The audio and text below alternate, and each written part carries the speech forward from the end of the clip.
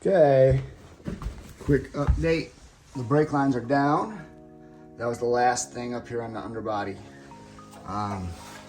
Again, she's nice and pretty and welded on and all that type of stuff. So I'm gonna do what I can to make sure it's rust proof, at least. That's my goal. Pretty can come later. If it comes, that's a bonus, but my ultimate goal is to get rid of all the rust. And clean up a lot of this junk.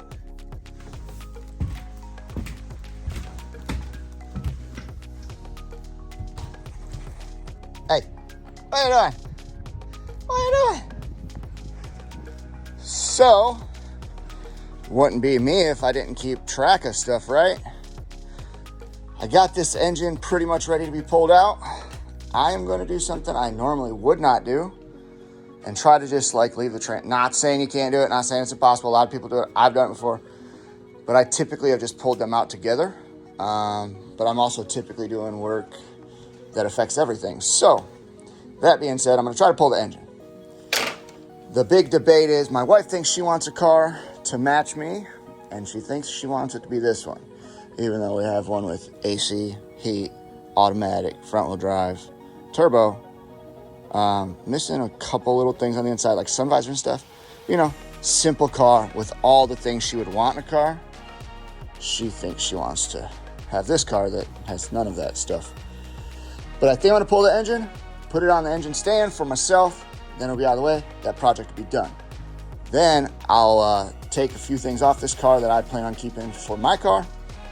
And then I think I'm gonna put a stock engine back in here and just get everything running.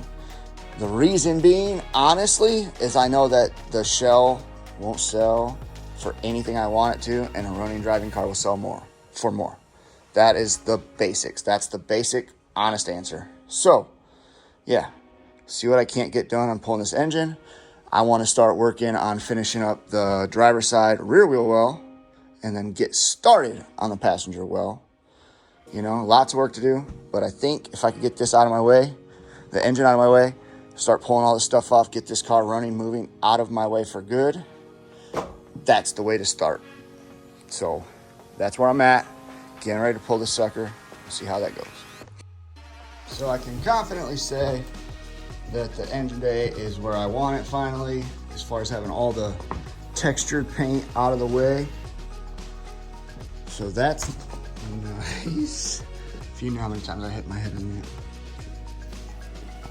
I'd turn off the old heat machine real quick. But I got the first layer of primer on. It's not looking too bad. I think it's very hard for my brain to not overdo things. Like, I guess on an OCD way, like it's impossible for my brain to ever feel like things are good, just even up here where the hinges are gonna be. It's so silly how caught up I get in these spots where nobody will ever see anything. But again, some of it's about that I'm okay with it, because obviously I'll know. But some of it's like, come on, bro. As soon as this is painted, even if I got it professionally painted, as soon as I put an engine in, scratches are coming. It's like buying a new A&N fitting. So at some point, I just need to hush my mouth and move the frick on. So I'm at the point where I think I'm just gonna clean it, and then I'm gonna spray the first base coat. That's my thought process for now. So, again, paranoia, maybe, but like this is right here why I'm digging up a lot of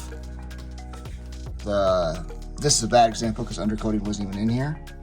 But this is where undercoating was.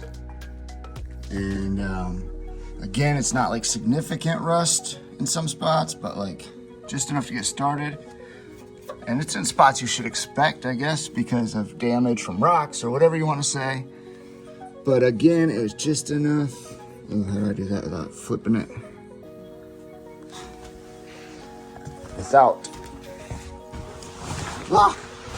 me wanting to leave it alone. Good gravy. This side actually has a hole. And then, yeah. Again, surface rust, sure, I'm fine with saying that, but like, it's just all stuff I didn't want to leave alone. And the undercoating cracking everywhere.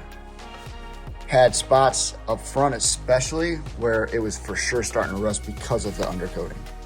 So yeah, it's also probably an insane amount of work to not have any actual paint or guns. But yeah, that's why things are barn built, right? Okay, they got the last coat of, I don't even know what it is, base coat? Primer? I don't know. The coat before I put the color shift stuff on. Oddly enough, I don't know what to call it. So yeah, looking pretty good. I mean, it is still a spray paint job, and I'm sure you'll be able to tell, but shoot, looks pretty darn tootin' good for barn build if you ask me, but again, what do I know? So, here is my absolutely terrible barn engine bay paint job with spray paint. Look at all that frickin' debris. That's funny.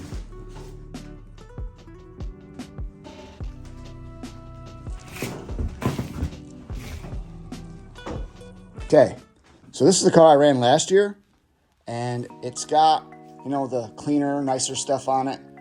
And it's stuff nobody else would probably want anyway, but I'm for sure gonna take it, just like I took the time to clean the brackets that hold the brake lines and all that type of stuff. So I'm obviously gonna take it back since I, you know, cleaned it up for a reason, all obvious sounding stuff. But that is my next task. So I'm gonna go ahead and get started. First, I'm gonna get something for the brake fluid to fall into because I'm taking that booster. And then I also believe I didn't keep the old one, but we'll find out. We will for sure find out, because I'm pretty sure I didn't, because why would I? Would be smart, right?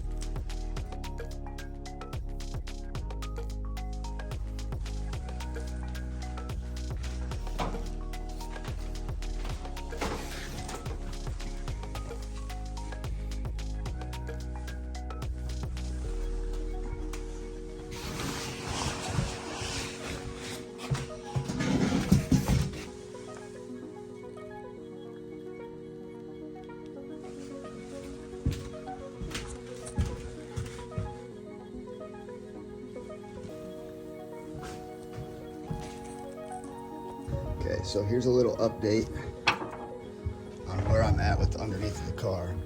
And I want to clarify a million times, not that it matters, but this has nothing to do with cosmetics. I just want to, any of that type of stuff that I can get to. That one's not that bad, but like some of the stuff on the tunnel here, you know, just want to make sure I can stop any of that stuff while I got the chance. And then I think I want to just use like a flat black coating underneath. It'll be pretty easy to spot leaks and stuff is my philosophy, but I don't know if that's a lie. See, I just want to clean that type of stuff up. So yeah, look at that mold, all that fun stuff. Yeah. And the thing that sucks is I wanted to have a spare tire delete, and I don't know how or if that's gonna happen, but we'll find out.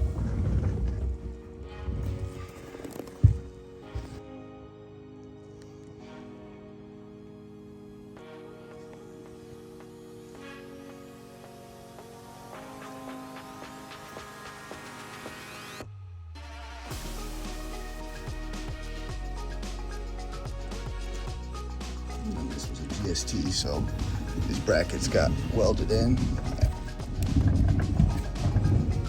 Pretty. So hopefully this ain't one of those decisions I look back on and think, man, I shouldn't have done that. But I don't have a spare tire delete now. I definitely plan on getting one. I looked online to try to see where people were cutting it and stuff like that.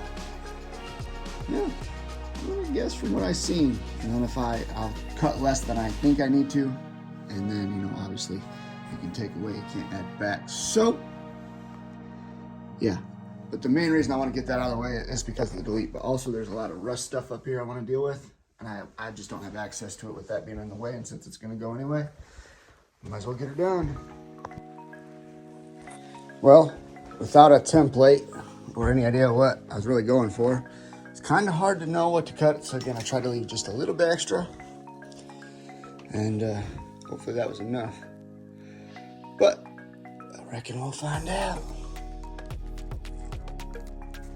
Well, some of these spots are definitely starting to clean up pretty nice under the circumstances for sure. So I'm not mad at it.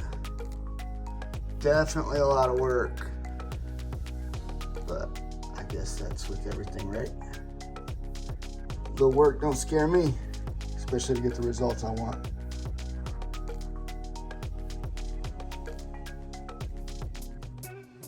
Okay, I tried knocking it out in sections, and I am about as complete on the rear as I'm gonna get. And again, my choices are my choices. A lot of people aren't gonna get it, but I went with a flat chassis coating underneath. And the reason I went with flat is because it's gonna be a race car. And I'm thinking it'll help see leaks or stuff like that better. Is it gonna stay perfect? No, that's why I'm not worried about it being perfect, but I wanted most of the rust to be gone, and this area was a problem area. And then these areas were problem areas. So yeah, it's pretty slick if you ask me.